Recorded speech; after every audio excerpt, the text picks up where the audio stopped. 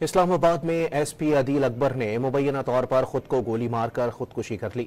जराये के मुताबिक एसपी अदील अकबर शदीद सहनी दबाव का शिकार थे, जिसकी एक बड़ी वजह तरक्की ना मिलना बताई जा रही है। उनके तमाम बैचमेट्स गुज़िश्ता साल एसपी के ओहदे पर तरक्की पा चुके थे।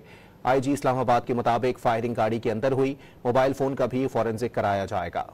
इस्लामाबाद में एसपी अदील अकबर ने मुबैना तौर पर खुद को गोली मारकर खुदकुशी कर ली।